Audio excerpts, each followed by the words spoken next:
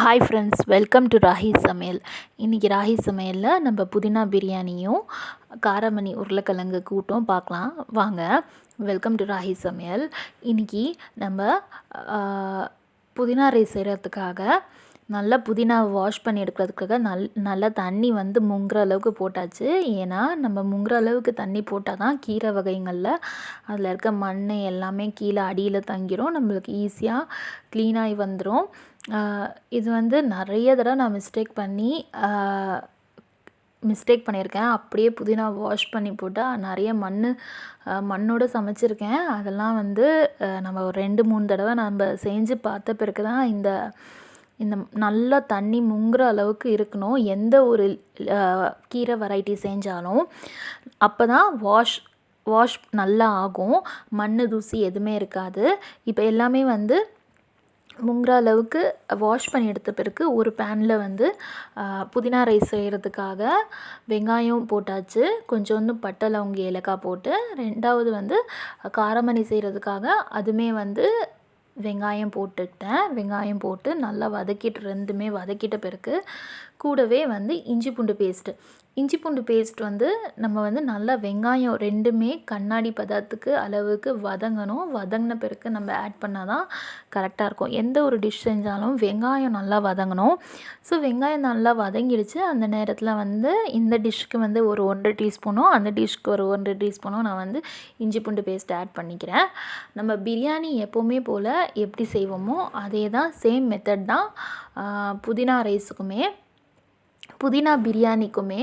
புதினா ரைஸுன்றது நம்ம இஞ்சி பூண்டு பேஸ்ட்டு அதெல்லாம் வெங்காயம் தக்காளிலாம் வதக்காமல் செய்வோம். இது நம்ம பிரியாணியாக நம்ம பேர் வச்சிடுறோம், அவ்வளோதான். இஞ்சி பூண்டு பேஸ்ட்டு பிரியாணிக்கு என்ன மசாலா கொடுப்போமோ அந்த மசாலா கொடுத்துட்டு நம்ம புதினாவை அரைச்சி நம்ம அப்படியே விழுதாக நம்ம சேர்த்துடணும், அவ்வளோதான்.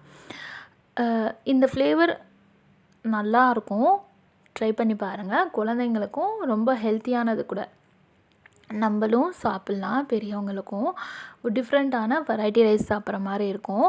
இப்போ நல்லா இஞ்சி பூண்டு பேஸ்ட் நல்லா வதக்கிட்ட பிறகு ரெண்டுத்துலேயுமே தக்காளி ஆட் பண்ணிக்கிறேன். இதில் தக்காளி பிரியாணிக்கு சேர்க்குற மாதிரி தக்காளி, பச்சை மிளகா, கொஞ்சோண்டு கொத்தமல்லி தலை அதுவுமே நான் ஆட் பண்ணி நல்லா வதக்கிக்கிறேன். இந்த சைடு காராமணிக்கு கொஞ்சம் தக்காளி நல்லா ஸ்மாஷ் ஆகணும். அதுவுமே ஸ்மாஷ் ஆன பிறகு நம்ம காராமணி ஆட் பண்ணிக்க வேண்டியதுதான். காராமணி ஆட் பண்ணிட்ட பிறகு இந்த காராமணி நான் முதல் நாளே ஓவர் நைட் சோக் பண்ணது தான்.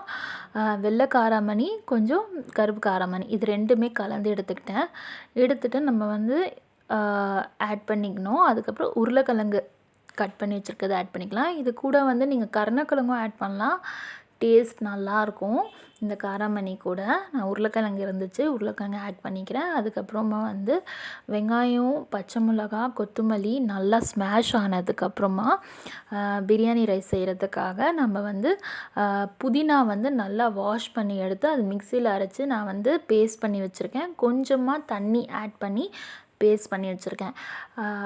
அது ஆட் பண்ணுறதுக்கு முன்னாடி ரெண்டு டிஷ்க்குமே கொஞ்சோண்டு மிளகாத்தூள் மட்டும் நான் ஒரு டீஸ்பூன் அளவுக்கு புதினா ரைஸ்க்கு சேர்த்துருக்கேன். அண்டு காராமணிக்கு மஞ்சத்தூள், மிளகாத்தூள், தனியாத்தூள் உங்களோட டேஸ்ட்டுக்கு எடுத்து சேர்த்துக்கோங்க. எப்போவுமே ஒரு மிளகாத்தூள் சேர்த்திங்கன்னா ஒரு அரை டீஸ்பூன் அளவுக்கு தனியா சேர்த்துக்கோங்க. மஞ்சத்தூள் ஒரு 1/4 டீஸ்பூன் அளவுக்கு. அதுக்கப்புறமா நல்லா சேர்த்துருக்கேன் நான். அந்த மஞ்சத்தூள், மிளகாத்தூள், தனியாத்தூள் எல்லாமே சேர்த்து நல்லா மிக்ஸ் பண்ணியாச்சு. தண்ணி ஊற்றியாச்சு. தண்ணி ஒரு 1.5 கிளாஸ் அளவுக்கு தண்ணி ஆட் பண்ணியிருக்கேன். ஆட் பண்ணி அதுவுமே கொஞ்சம் நல்லா கொதி வந்த பிறகு கொஞ்சோண்டு உப்பு, பெருங்காயத்தூள் இது எல்லாமே போட்டு க்ளோஸ் பண்ணி நம்ம ஒரு 2-3 விசில் வச்சு எடுத்தால் போதும்.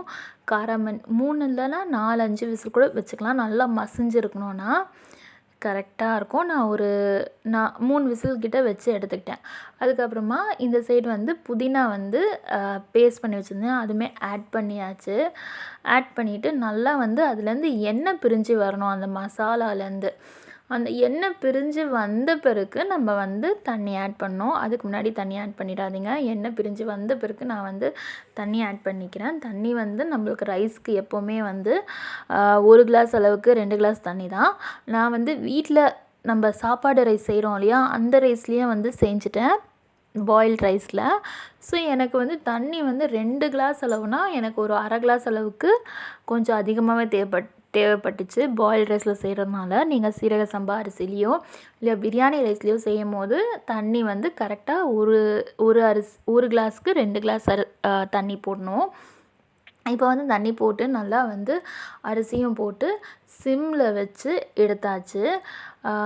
ஒரு 20 மினிட்ஸ் கிட்ட வந்து சிம்மில் வச்சு எடுத்துட்டேன். ரைஸும் அண்டு இந்த சைடு காராமணியும் நல்லா வெந்து ஒரு 3 விசில் கிட்ட ஆகிடுச்சு. அவ்வளோதான், காராமணி சூப்பராக காராமணி உருளைக்கிழங்கு கூட்டு ரெடி ஆகிடுச்சு.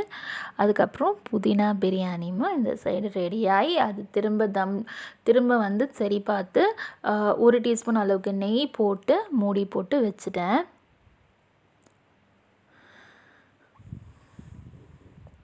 அவ்வளோதான்.